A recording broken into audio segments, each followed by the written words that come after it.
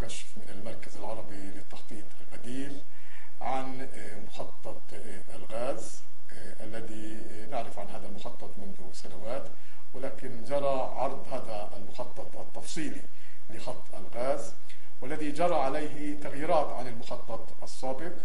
هذا المخطط للغاز هو خط قطري يبدأ من الشمال من عين توت وينتهي إلى منطقة مطار بن غوريون، ويمر بالعديد من القرى العربية بدءا من كفر برا، كفر قاسم، جلجولي، الطيري، الطيبي، جد، باقة الغربية وكفر قرع، ويؤدي إلى أضرار ويمس في الأراضي العربية الخاصة في كل هذه القرى. والطيبة ستدفع ثمن باهظ ثمنا لهذا المشروع، إضافة عن الأثمان الباهظة التي دفعتها في السابق عن المشاريع القطرية التي تمر في أراضي الطيبة في المنطقة الغربية.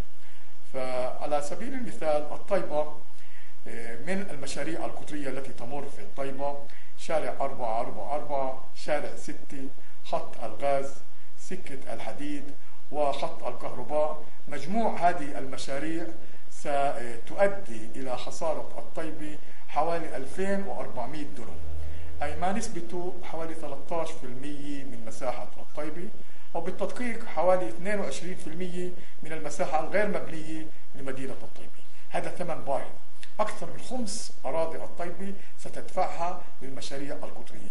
هذا الوضع غير موجود في أي مكان، هذا ثمن باهظ ستدفعه الطيبة لقاء هذه المشاريع القطرية. هذا مشروع قطري سيعلن عنه في الأيام القريبة رسميا في الجرائد الرسمية، وعندها القانون يعطي مهلة 60 يوم لتقديم ملاحظات أو تحفظات، ليس اعتراضات، ملاحظات أو تحفظات على هذا المشروع.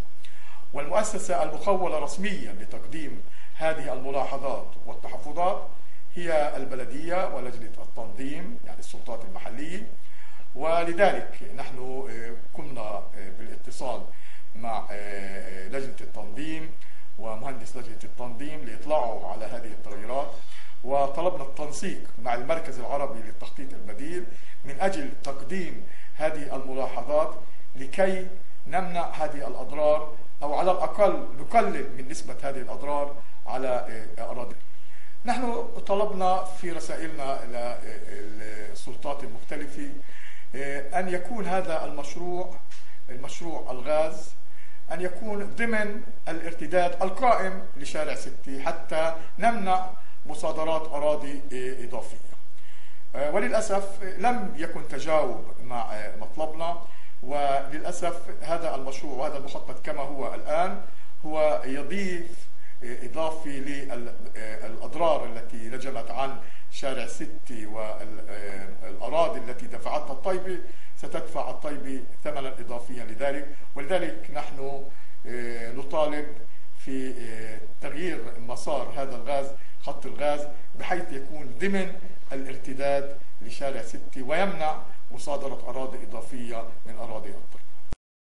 نحن أرسلنا رسالة باسم اللجنة الشعبية للسيد محمد زيدان رئيس لجنة المتابعة العليا للجماهير العربية، وطلبنا أن تكون فعالية مركزية ليوم الأرض في مدينة الطيبة، لما تمر فيه مدينة الطيبة من هجمة شرسة على قضايا الأرض والمسكن في كافة المجالات، وخاصة في قضية الخارطة الهيكلية والتعديلات الأخيرة التي طرأت على الخارطة الهيكلية، والتي تزيد الطين بلة وتؤدي إلى أضرار جسيمة لمواطني الطيبة، لأراضي الطيبة، للمنطقة الصناعية.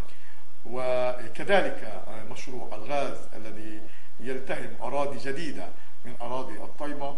ولذلك نحن أردنا في هذه الرسالة أن يكون أحد العناوين الرئيسية ليوم الأرض هو قضية الأرض والمسكن في منطقة المثلث والطيبة تحديدا. وبذلك نريد أن تكون فعالية مركزية، مظاهرة واجتماع شعبي في يوم الأرض في 30 آذار في مدينة الطيبة. نأمل أن تتجاوب لجنة المتابعة مع طلبنا حتى نسلط الضوء على قضايا الأرض والمسكن في مدينة أنطونيا.